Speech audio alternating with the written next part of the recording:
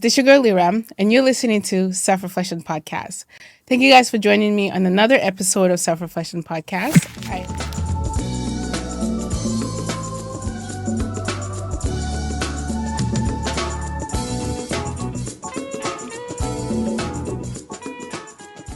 I hope and I pray that this conversation finds you guys in a great light. I am extremely excited today to have this conversation. But before we get into our talk for today, I want to ask you if you have yet to subscribe to Self Reflection Podcast, please go ahead and hit that subscription button as we look to grow a community here. Also, leave us a comment. Let us know what your thoughts are about Self Reflection Podcast. Let us know a topic that you would like to see on Self Reflection Podcast. And also, if you have a guest that you would like to see on Self Reflection Podcast, please tag them in. Also, you could DM me and we could reach out to them and see if we can have them on Self Reflection Podcast. Again, thank you guys so much for joining us on this conversation today. We're going to get right into our conversation. Today, we have a guest on Self Reflection Podcast, Liz. Welcome. Thank you. Thank you so much for having me. I am so excited to have this conversation with you and your awesome community. Thank you.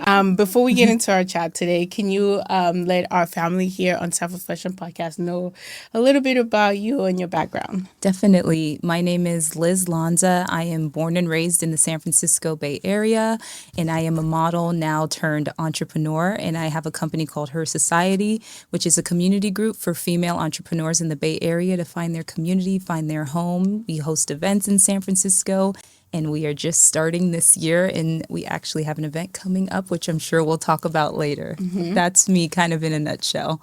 Thank you. Talking about Her Society, right? I know earlier on we were talking about how you're getting yourself ready for the event, and also how it's a lot of work to, put stuff like this together. Yes. Right. Definitely. Yeah. How do you, I guess, have the motivation to keep that going when you're exhausted and tired?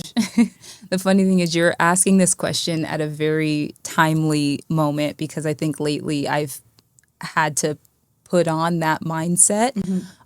In reality, I feel like it's just something inside yourself that is so compelling for the mission that you're on, that sometimes the middle steps you can deal with because of the overall vision and the overall mission. Like, I genuinely, being born and raised in San Francisco, have a heart for community, feel like it is a very community driven city. And I feel like that culture has been lost a little bit. So I think the drive to be able to resurrect that spirit of lifting as we rise is just motivating me, that when I'm tired, I'm like, okay, Liz, you have a purpose, you have a drive behind this, so you got to just suck it up. That's really cool. Yeah. Yeah. Especially after the pandemic, being able to gather people and bring that community back together. Yeah. I mean, growing up, my parents were also community leaders. So I grew up around that a lot and just saw how much they sacrificed. So in a way, maybe not even knowing it, it kind of mentally prepared me for the sacrifice it takes when you're trying to build something. And me being in the position I'm in, I'm bootstrapping my business. Yeah. So I kind of had seen how much you have to pour into it. So I think even though I hadn't done it before, I was mentally ready because I had seen it around me. Yeah. That's really nice. And also inspiring for a lot of us, including myself, So how did you start to grow on social media, to bring it to social media, right? Because being a model, you have to kind of get into being out there on social media. Yeah. Right? So how did you start growing on social media? Or we can even go as far back as, how did you get into modeling? Oh, yeah. Well, I guess I can pair the two, how did I get into social media and how did I get into modeling? Because they definitely went hand in hand. Yeah. How I got into modeling, basically it was during the pandemic, like you were saying, when everything was going a little bit crazy, and I was at a marketing job. And I've never really been a 9 to 5 girly. Like I really had a hard time with routine. I always just like wanted something different, wanted something exciting. And a lot of people are like, "Oh, Liz, like you're like have like a bubbly personality. You should try modeling and commercial work." And I was like, "Oh, whatever." And then I just decided to apply to a bunch of agencies during the pandemic, and I got accepted to a Yeah. really awesome agency, MDT. And basically I started doing work with them while I was still at my 9 to 5, and I was making more modeling than there. So I was like able to transition out of that job. And because of, modeling, you have to put yourself out there a Yes. lot. Like it's a very rejection heavy industry. Don't let anyone tell you different. So I wanted a way to even get kind of more eyes on my work. And Yes. so I used social media as a portfolio, started DMing photographers, just honestly worked my butt off to kind of get my name out there. And I gained a good reputation, and that's how I kind of started growing on social media and why Yeah. I'm where I'm at today. And what are some like strategies, I guess you could say, that someone can use if they're looking to grow on social media? Yeah, I would say, okay, if I could talk to myself Yes. a few years ago, I would say get advice from someone you admire first and foremost. Like if you see someone on social media that you like the way they edit or you like their vibe or their flow, I think a lot of us get scared just to reach out and be super candid if we admire somebody, if I'm Yeah. being honest. Like you think, oh, like what if they're like think I'm trying to steal their stuff? And it's like, no, I reach out if I'm like, oh my God, I love the way you edited your photos, or I love the way you did this. Would you mind like hopping on a call and just chatting? Because I really admire your work. And that's worked well for me where Yeah. I'm not afraid to it, openly admire someone and reach out if I like their work. That's Yeah. nice. I would like to know, how have you overcome challenges, and also how has the lessons in your challenges like propel you to keep going? Definitely. I've definitely faced some challenges. I've definitely been a person that it whatever I've built didn't come easy to me. I had to really work very hard for it. But I feel like for the journey I'm on, it created a resilience. I feel like when it comes really easy to people, maybe they don't appreciate it as much, or maybe they don't empathize as much with people that are up and coming. So I guess how I face those challenges is I I think I've learned when to lean in and learned when I need a break. I think that was something in the past, like I would just like go, go, go, go, go. Like if Yeah. someone told me I couldn't do something, it was almost like a challenge for me to push even harder. But that could sometimes lead to burnout, and that can also sometimes be pride or stubbornness within yourself that that I had to self-reflect on. So now I love a challenge. I love leaning into challenges, Yeah. but also I think as I've gotten older, I have more of a sustainability mindset, and it's Okay. helped me think that I'm in this for like the long road and not just like trying to prove somebody wrong or something. That's really good. Yeah. Because sometimes like we get in our head and we let the challenges that we're facing like overshadow us, overpower us. And then like I think a lot of times I tell myself like whatever painful moment I'm going through, like I'm supposed to be going through that moment, right? Because if I don't go through that, the lesson that I'm supposed to gain from that space, I'm not going to learn it, and I'm going to have to learn it another way. So that's something that I like try to tell myself, especially the last like 8 months for me. I feel like I've had a really challenging time in my personal life where it's like Yeah. I had to like reshape my mind and reprogram my mind, even though like I've been talking about reprogramming my mind and shaping my mind, right? But I feel like we're always learning.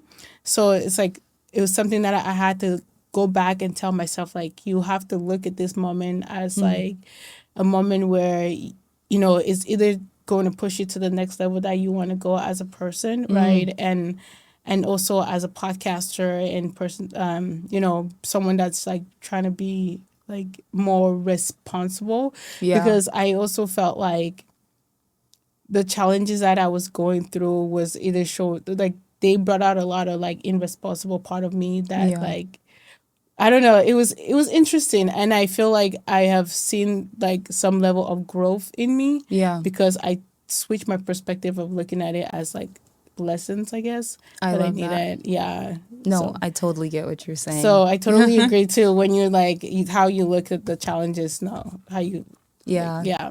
I think a visual aid that's always helped me, and I don't know, things come to me when I'm on flights a lot. I don't know why flights are my place to have an existential crisis or like Yeah. a awakening moment. But I've always just like equated leveling up to when you're taking off on a flight. Like there's a moment when you're trying to level up and you're trying to elevate where you're like right below the clouds and everything is smooth and you're like, oh, this is fun, we're elevating.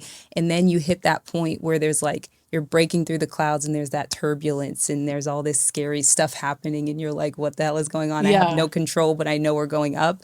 And then once you finally break through that, you're like at an elevation, like steady place. And that's how, I don't know if that relates to Yeah. anybody. That's how I've always equated, like when you're trying to level up in your career or you're trying to level up in your life, you're gonna hit that resistance phase where you're like, oh my God, what the actual is going on? Why is Yeah. everything being resistant? Why is everything going wonky?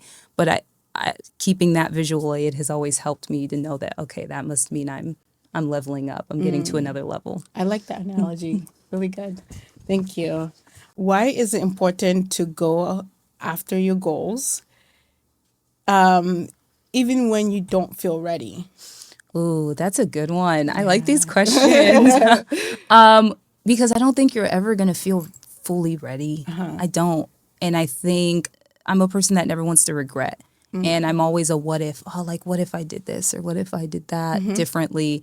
And I think how I've lived lately, I've mitigated those what ifs. Like I've done the reach out. I've done the pushing, my Yeah. agenda out there. So I think there's a piece in like, okay, if it works out, I did everything I could for it to work out. And if it doesn't work out, that means maybe that path was just not meant for me because I genuinely feel like I put everything I could have into making it work. So I think there's like a piece in like kind of the universe coming together and making it happen for you if you've done everything in your power to put yourself out there, I if agree. that makes sense. Yeah. So if someone that is listening right now, let's say a young girl or boy that's listening and they are, I don't know, let's say shy, right? And they want to pursue a goal of theirs, but they also feel like they're not ready. What is maybe one or two advice you could give them? Yeah. Number one is find a mentor. I'm heavy on finding mentors and that they can like be game changers. So if you feel like you're not ready, I say find someone you look up to that you've admired how they built their career and it's the path you want to take and literally just reach out and be like, hey, would you mind if I had like an informational interview with Okay. you and just like chatted about how you got started? Yeah. So that's number one. Like I feel like people love that. They love to talk about their career and Yeah, themselves. I So agree. I think a good reach out is good. And then also, I'm a big person in just like writing a note to like your higher self. Like, let's say you're like, I'm not ready yet, but I'm going to write down what I would like in the next like 5 years or the next 10 years. Like, what if there was no barriers and there was no fear and there was no anxiety, what would I go for? So I think doing that exercise helped me know what barriers I was putting on myself. Is Yeah. just to write it down in the mindset of if there was no barriers, if there was no limitations, no one telling me no, what exactly would I go for in life, and then kind of reverse engineer from there. Oh yeah, that's beautiful. That's like when you're able to like picture the ideal self and then you work backwards. Yeah. I yeah. You know, Hopefully, these are relevant, it's good it's like when you're answers. also changing your identity, right? That's what I Yeah, see as well. Because when you are looking to change your identity, you kind of have to have the idea self of yours and then work backwards to it. yeah. So It's even like that Michelle Obama book, becoming. It's like I'm not going to lie, in the beginning of my journey, I was very hard on myself. Like, oh, why aren't you that yet? Like, I always had this like mentality of this higher version of myself. And I'm like, why aren't you that? And I think once I kind of let that go and realize it's like it's an evolution into it. It's not like one day it's like, oh, she's here, she's arrived. It's just something you practice every day by putting yourself in uncomfortable situations. And then eventually you're like, oh, like, okay, I'm practicing who I want to be, you know? Yeah, thank you. Let's switch into like mental health because self-reflection podcast is somewhat Heavy one. the base is mental health. And when it comes down to mental health, how do you prioritize your mental health, self-care, stay grounded, and also how does self-reflection play in that whole space? Oh my gosh. Okay, you might have to say this next two parts again. But and please cut me off if I'm doing long-winded answers. Please. But I'm trying to be as honest as possible. So the first one is how do I prioritize my mental health? Okay. Lately, it's been saying no more. I am like a yes person where I genuinely like want to be there for everybody, but I think you can end up spreading yourself extremely thin and then you're not really giving the right amount to what matters. Yes. So I think saying no has been a big one for me and just really being more intentional about what cups I'm pouring into and creating the proper systems that if I'm not the one that is going to help somebody, I've delegated so that someone on my team can help. Or I think I finally allowed myself to say it's okay for you not to be the sole person doing everything. You have to find trusted people around you that get your vision, that get what you're trying to accomplish in your life and can be accomplices to that. Because I don't think there's any singular person on this planet that's done it alone. And if they tell you they have, they're lying. They're lying. And then what was the third part? I'm so sorry. The other part is self-care, right? What do you do for yourself to take care of you? Yeah, I'm big on like alone time. I'm a little, I'm not super extroverted, even though my job needs me to be. I need my alone time to recharge. So literally just walks to reflect. I am a person of faith, so I'll go pray and kind of just refocus and feel like, I'm getting guided and meditate and do all those things. And I just think doing that when you feel you're even before your threshold of a crash out is absolutely necessary. It shouldn't be like, oh my God, I'm about to crash out. I need to go take care of myself. I think as you're on your journey, you'll know when those thresholds are coming and be able to like catch it before that happens. Just get by yourself, meditate, do what you got to do, put on your music. Don't talk to anyone for like a day and a half. And honestly, for me, that's what works. Talking about that, it's like self-awareness, right? So what do you feel like, let's say somebody's listening to this conversation and they're not aware or they haven't hit that space of awareness yet, and they always find themselves burned out, right? How can you support them to start recognizing like, hey, be more aware of yourself before you actually crash out? Oh my gosh, that's such a good question.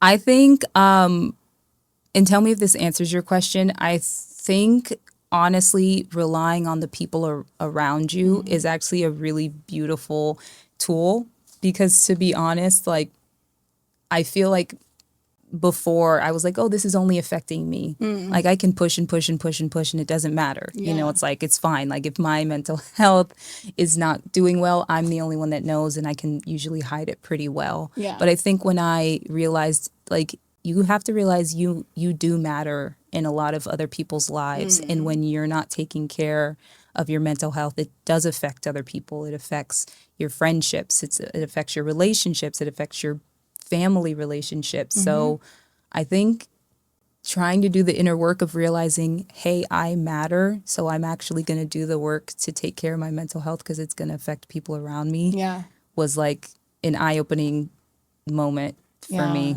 Hopefully that answered it. No, that's a really good perspective.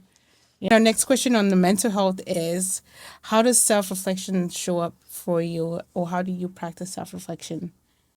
How I use self reflection to help take care of my mental health is honestly, I think I've done enough things the wrong way that it forced me to reflect and make mental health a priority. I think if I'm being really honest with myself, I prioritized hustle and just making it happen first. And I thought, well, once that aligns, then I'll take care of my mental health. Yeah, yeah, But it's just not how it works. At the end of the day, it's your life, you're living in it, and you are gonna hit a point when you have to find a more sustainable way yeah, to go after your dreams. So I think having that moment of probably just crashing out one too many times where I was like, oh my gosh, I feel burnt out. I feel so stressed. It made me stop and say, I don't think you're doing this right. This is not how you're supposed to feel all the time. yeah. Yeah. I love that. And then we're going to talk about personal journey. What are some experience that you had that shaped the person that you are today, and also as a community builder? When I started my first company, which was more of a company about giving back and giving back to the community, I had a very wide-eyed, bushy-tailed view of what building a company would be like. And I was like, yes, this is going to be like the movies. And I'm going to be in my boss era and it's going to be fantastic. Yeah. And I definitely got hit with a healthy dose of reality of how much mud you have to trudge through to get to your dreams. And I feel like in the media, entrepreneurship is very, very romanticized. Yes. And it's a beautiful journey. Don't get me wrong. It is honestly one of the most self-reflecting journeys you'll ever go on. But if you're not a Nepo baby or someone that already has a line of a network and you're starting from the ground up, Yeah. it's hard. Yeah. It's a hustle. It's difficult. And I don't say that to discourage. I say that to say, I think because I was someone that was able to break through that, I had such a heart of creating easier bridges for others because I realized it doesn't need to be that hard. There are people out there that want to support you and believe in you and want to kind of pour into the next generation coming up. So I think that challenge just really shaped my view of the world and Yeah. how I treat others. And when I see someone going after their dream, I do my best to show a little bit more empathy and kindness because I've been through it myself and know how much of a hustle it is. So I think if you're ever in a position where you're a few steps ahead or you've had more wear on your journey and you can help somebody else, I really can never fathom why you wouldn't want to do that. Because if you know what the journey's like, you would never want to put more roadblocks in I someone else's agree. way. I agree. Yeah. And can you touch a little bit more about like how media Yeah. romance like the entrepreneur journey? Because I feel like especially in our society today, like people are like, if you're not already doing this, if you're not making Yeah. this money, right, you should be an entrepreneur by now. But that's not the reality, right? No. Especially when we look at like young adults in their 20s, right? Yeah. Many of us or many people think that they should be at a certain place already because of how social media Yeah. address this whole conversation. So if you can shine a little bit more light on that, I would really appreciate it. Yeah. I mean, this is a subject I'm just personally passionate about because there's so much talk about like Gen Z and the younger generation and everyone's like, oh, they don't want to work hard.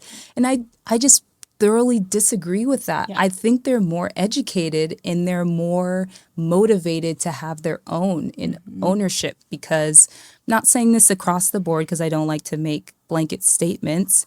But in the past, I think the thought of entrepreneurship and ownership was for a very specific group of people. And now I feel like the younger generation have wised up and realized, oh, so there is tools for me to be able to create my own space where I can have my own creative control, my own narrative of my brand, where that was in the hands of, like, let's say in the music industry, of record companies, and you didn't have as much of a say of that creative control because they had control over marketing, they had control over the narrative, and if you didn't hop along for the ride, you missed the boat, basically. And honestly, I just feel like nowadays younger people are wising up to, oh, I can have that ownership through entrepreneurship. It's going to be hard and it's going to be a journey, but I think there's that burning inside of them to kind of kick down those glass ceilings that were placed there. I like it. Yeah. I'm like, yes, let's go. Yeah, because I feel like, there's a lot more pressure on us, like, to be able to be financially stable, just because the economy is really challenging right now. Yeah. So I like the fact that a lot of entrepreneurs are going down that route. And I also like, coming from an African background, I've noticed that a lot of African immigrants in the US, they're also taking down that, like, entrepreneur route, which is really good, because I think that the idea that we have had as a community, as people, has always been like that work mentality, which there's nothing wrong with working, because I too myself, I still work a 9 to 5, right? But there's still that, like, drive for African immigrants to be able to, like, start their own business and fend for themselves, which I really love. Also, when it comes down to this same topic and being your own, like, independent, working for yourself, I guess, what are 3 things that a person can do to get ready for that journey itself? I would say, if I could, like, look at myself before, I didn't know a lot even about the business side of things when I started, and weirdly it worked to my benefit, because I was going so blindly where I just was like, I don't care, I'm going to make it work, and I didn't really have a rule book. So we were like, who what is she doing? But I just had, for lack of better terms, no chill. I was just so motivated. So whereas they would be like, okay, well, the formal way to go about this is to do an introductory email with a business plan, I said, forget that. Sliding in the DMs. Hey, I have this company. Hey, I have this proposition for you. And I think there's a term that comes with entrepreneurship that now I understand. And they're like, at the end of the day, you got to have grit. And I feel like that's one thing you have to be willing to do, is get a little uncomfortable. Yeah. Like we talked earlier about being shy. Being shy is, like, totally okay. But I would say that's something, even if you're shy because you want to be yourself and bring yourself to the table, but you got to be willing to, like, kind of be comfortable with the uncomfortable and put yourself out there. Like, you are now marketing yourself, basically. So that's one thing. The second thing, I would backtrack what I just said and say, learn about the business. Like, someone gave me great advice the other day, and they said, you've been working from the bottom up. You actually need to work from the top down. So we say, like, we were talking about our highest selves. So even from a business perspective, say there's a specific amount of money you want to make in your vein, or, like, you have a specific business model. You need to start there and say, this is, like, the pinnacle of where we want to be. Okay, what's the step below that? Okay, what's the step below that? The step below that, and step below that, instead of working from where you're at up, because you're not going to have the layout for the big picture. Yeah. That's number 2. Number 3, I'll stress this one more time, get a mentor that you trust. Someone that you feel like you can go to with the hard questions of, like you have to gel with your mentor almost like it's like a relationship, like a friendship. Like, I get if someone's in your industry and you respect them, and I think that's great, but just make sure it's someone you can come to with, like, the tough questions, and that will give you actual constructive feedback to grow. Those 3 things I say are the main ones. I love it. Especially the middle one. I really like that. So thank you. Our next topic here that we're going to talk about is actually Her Society. Yay! I love Her Society. I know it's my thing, but I'm genuinely obsessed with it. So I'm so happy. Okay, let's talk about how that came about in the first place.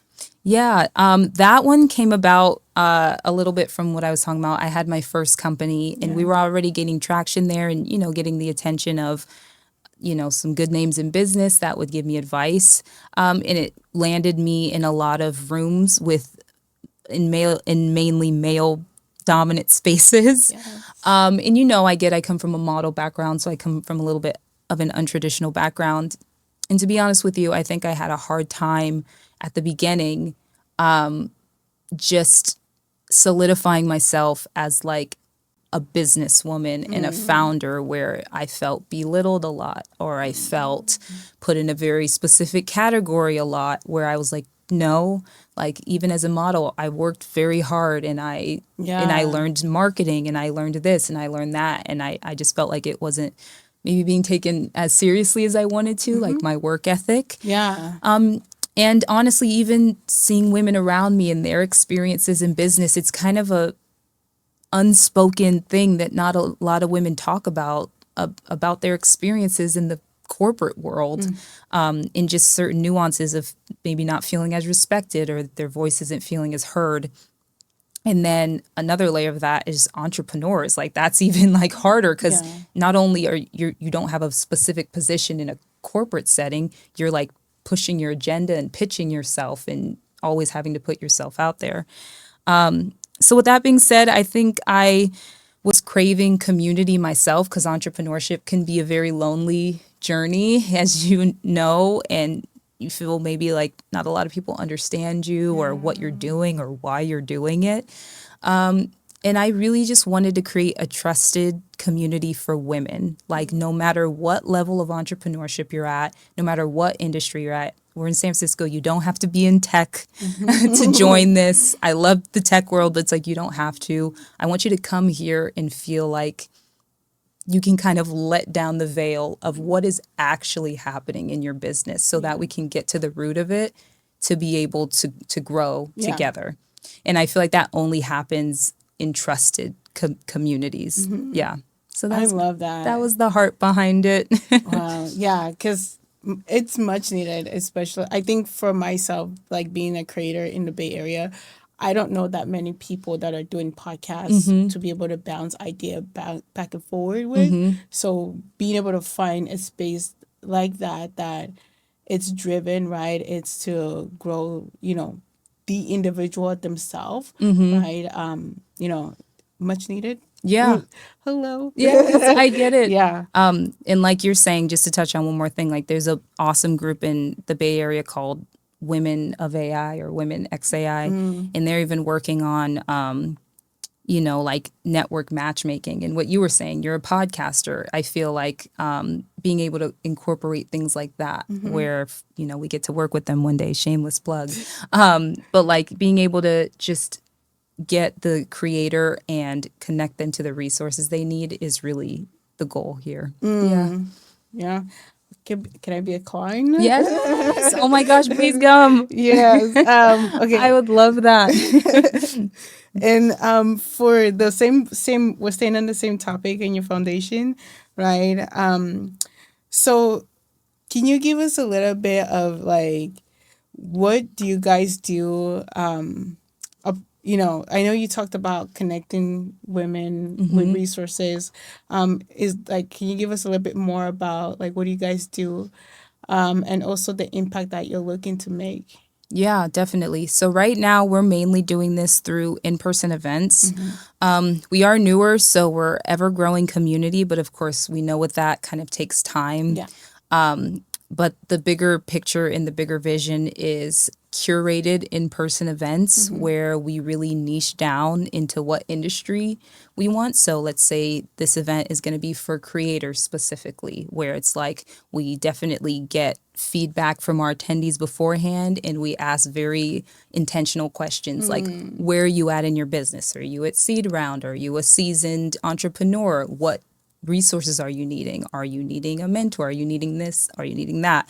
So I think that step alone, just showing we genuinely care about what resources you're needing, and are going to do our best to create a community that has access to it, Yeah. is the biggest step. But for now, how we're doing that is in-person events. webinars. We have an amazing collaboration coming up in December that I haven't announced yet, but like we're already in the works now for Yeah. just creating environments and curated experiences where we're really kind of like hand holding these women into their highest self.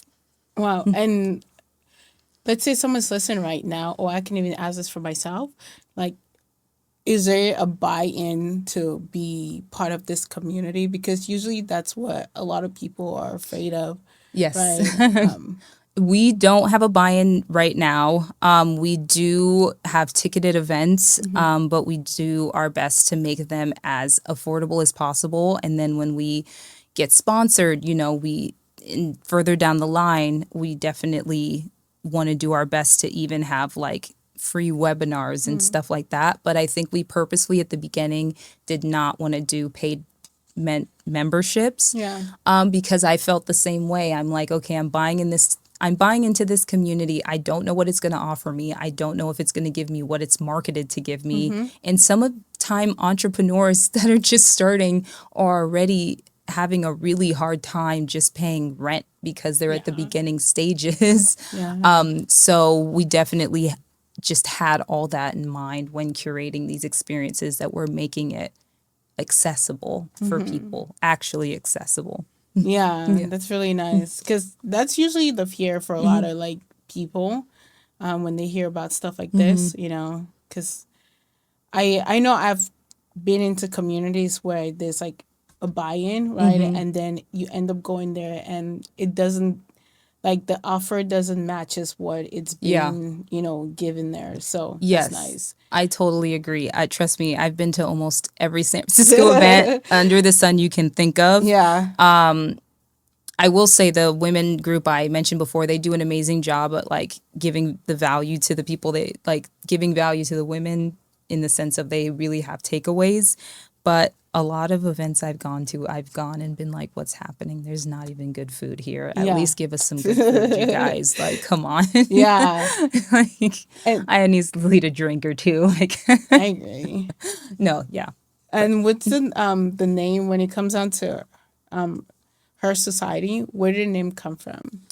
Funny enough, so the whole way that this started is I had the idea and I had been wanting to do it for a long time, but I was a little scared because I was just like, oh my God, like I've never really done something like this before.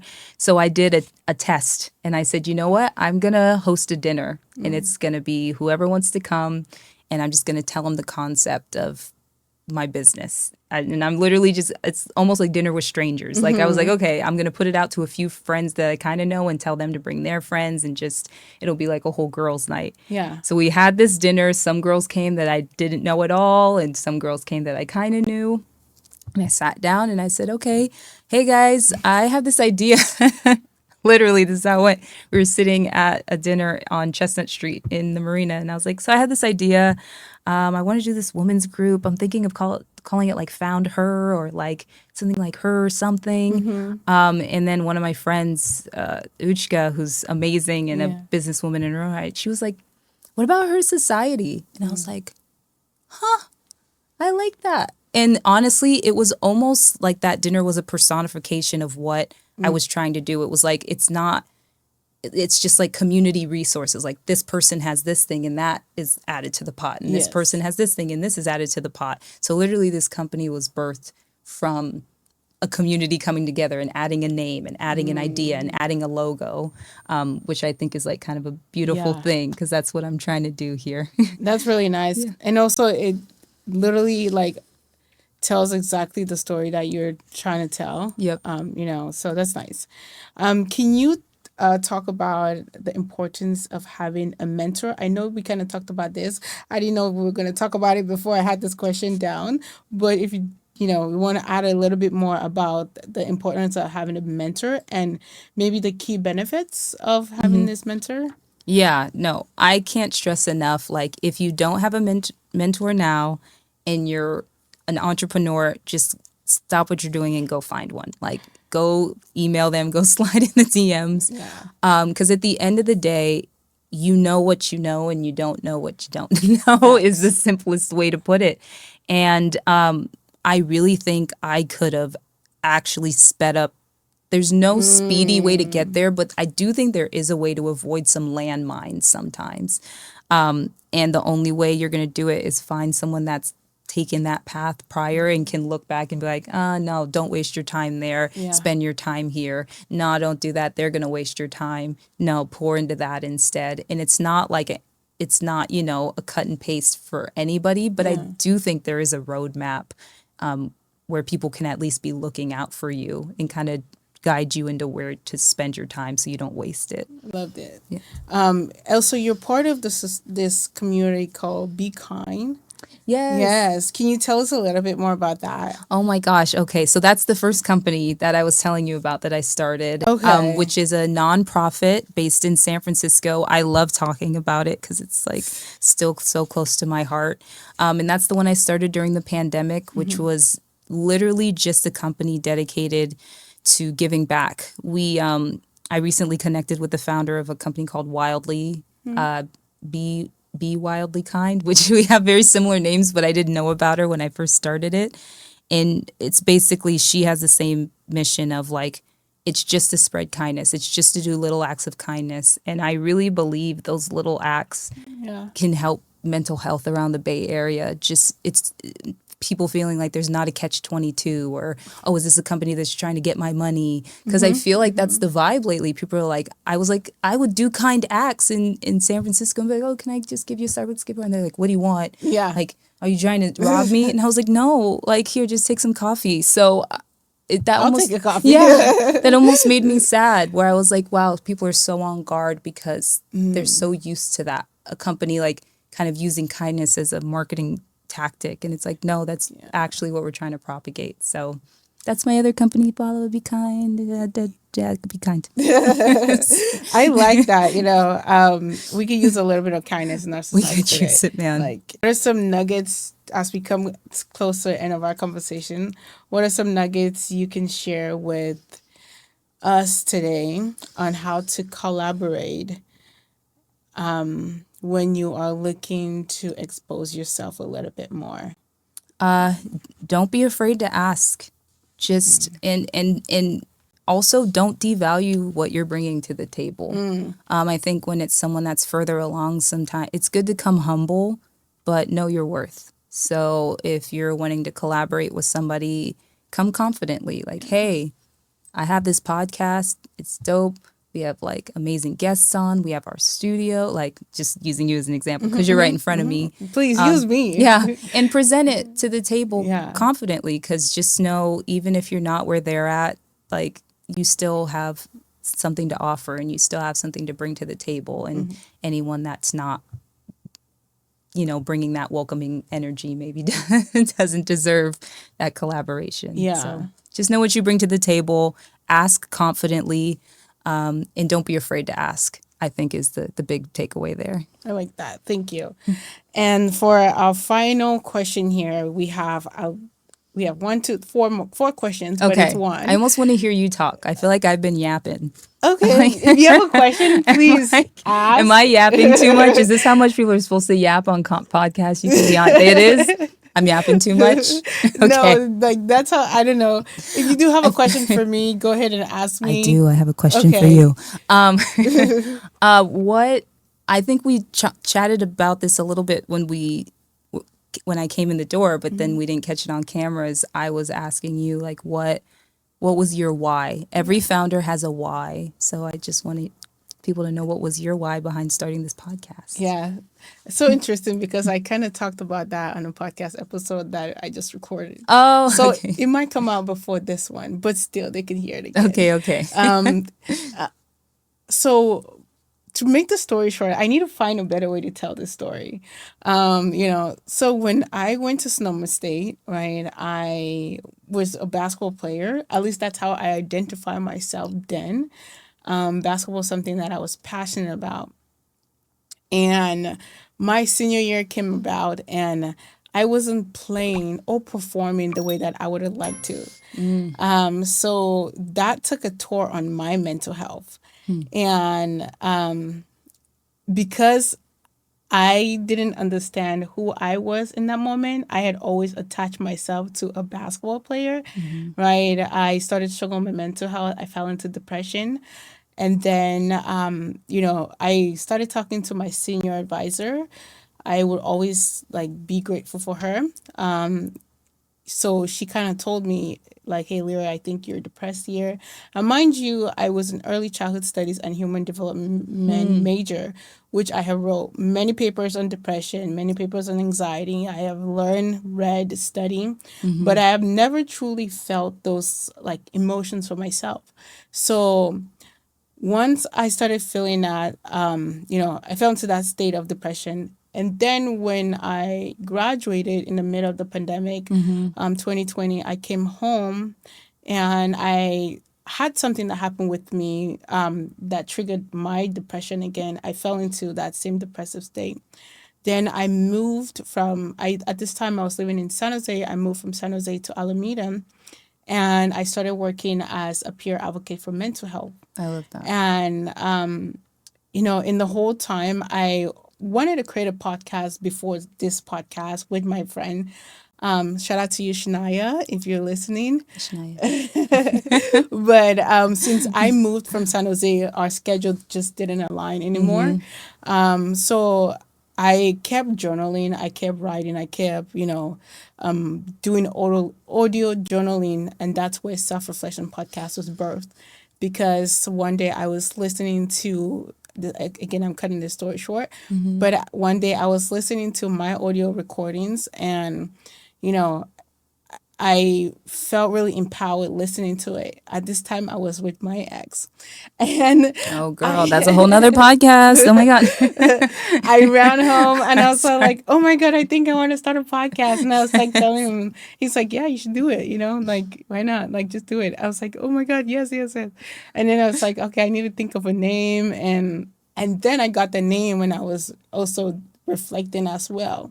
So that's where self reflection came about Oh because my I God, I was love that. literally like reflecting why I thought about the name. Oh my God. Wait, Yeah. what a story. I feel like that was so cohesive and nice. I love Yeah. that.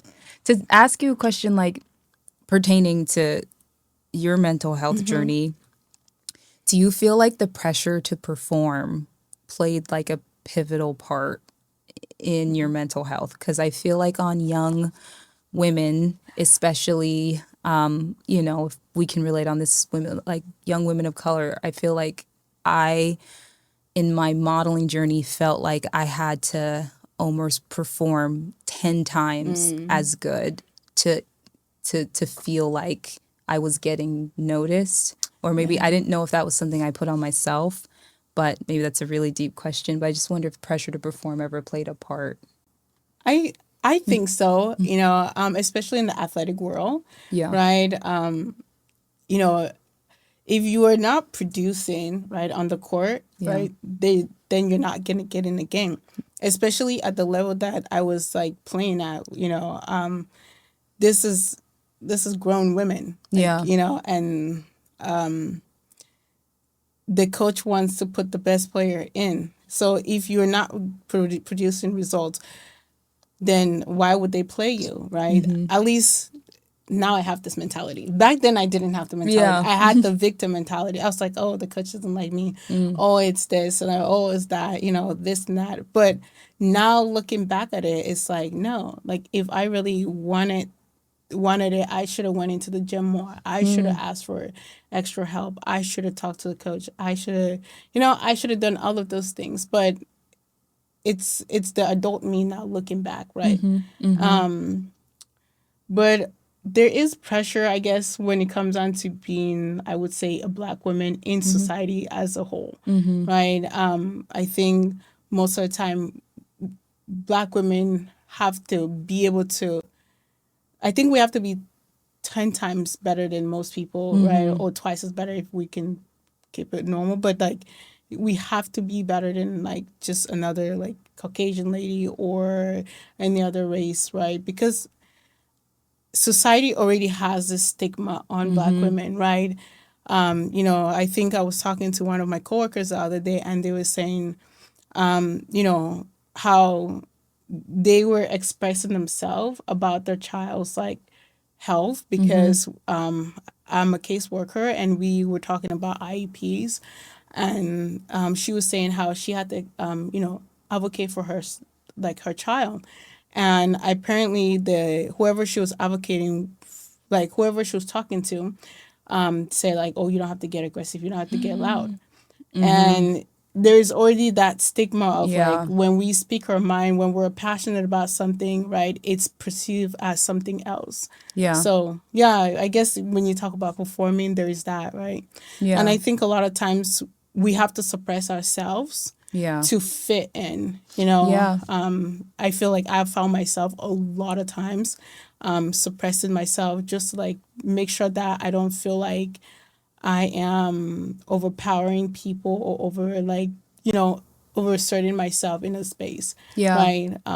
But I guess like the mean as like I don't go like like so like I'm gonna Yeah. say how I feel. I'm going to show up when I need to show up, right? Yeah. Not to say that I am looking to step over people, but at Yeah. the same time, it's like I felt when I suppressed myself, I usually went back and I like was upset with myself. I was mad at myself. I was like, why didn't you say what you really wanted to say? Yeah. Why didn't you stand up for yourself? So I got to a place where it's like I rather be at war with the entire world and be at peace with myself. So yeah. Okay. Snap, snap. No, I like that Yeah. saying because, well, funny enough, you're basically saying like, I mean, I know we touched on the why of her society, but Yeah. if you've seen our logo, like the colors are red, and we did that intentionally because of what you're saying. Like we wanted women to feel comfortable showing up boldly and Yeah. like speaking their mind Yeah. and speaking what was on their heart. And I think I've been in a lot of rooms where like I was spoken for or it was assumed, that I was okay with something and I was like, I don't think I'm actually okay with this. And you're almost like gaslighting yourself in a way to be okay with a situation. And I just didn't want other women to have that feeling. I wanted it to be a safer space where we could like just really feel respected and it's, an even playing field where we're Yeah. just here to speak our minds, not to Yeah. be objectified in any Yes. way. Yeah. So I really I love that answer. Yeah, and also like when it comes on to like mental health, since this is also a podcast for mental health, Yeah. it at least for myself, I recognize like when I would shun myself, my mental health would take a toll as well. So, I guess like anyone that's listening, like if you are suppressing yourself, right? If you are staying quiet when you don't need to be, Yeah. your mental health is like the one that's taking the hit, Yep. I would say. No, I totally agree. As someone that I think stayed quiet for a very long time, grew up in a culture that's more of a do as you're told culture, not say what you're actually feeling. I understand there's levels of respect for leaderships and authorities and stuff, but you really need to tap into your own self-reflection and stay connected to that inner voice. Because if it's telling you something's off or if it's telling you, oh, maybe I'm not in a room where I'm not as respected, like just listen to that intuition. Listen to that intuition because it'll go a long way. I love this. We're talking about self-reflection, which would bring us right into what we needed, into self-reflection for our final self-reflection moment, right? Why are you so passionate? I know you talk about this, but I wanted to ask this again. Why are you so passionate about supporting women? I think I'm so passionate about supporting women specifically because there's no better feeling than when I see a woman achieve her goals. It's just such an empowering feeling when a woman is out there, she has a vision, she has a goal, and she has the support to make it come to life. That creative process is just almost like, I don't know how else to explain it, but it's almost like a very spiritual experience It where it's like, this is. is something that came from my heart, from my mind power, or if you believe in a higher power, it just like came to me and now it's personified in real life. And just to be able to watch that happen, watch how much confidence it builds in women, because I feel like this is also a confidence tool. Some women, they're like, oh my gosh, I never knew that people would like my idea, or I never knew I could do this. And then I just see these women come out of their shells and get so excited that people are loving something that came from them. So just to be able to be part of that process and create a platform for it, it just really, it gives me a lot of gratification. I love that. Thank you for that, by the way. Yeah, no, thank you. Yeah. You guys are the creators. And then our next question for self-reflection is, what role does God play in your life? Yeah. If you believe in God, why or why not? That out.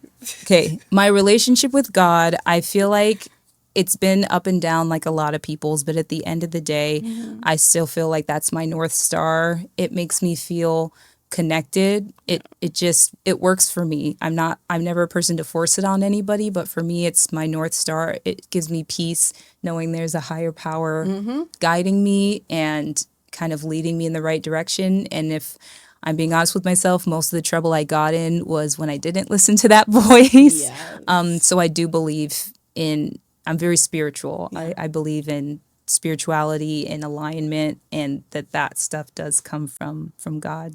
I definitely agree. And we definitely need to come on the studio and talk about the church. Oh, no. Because, You can get me in trouble. the You can church cut is that part out. it's something else. Like, the church is something Oh, else. Lord.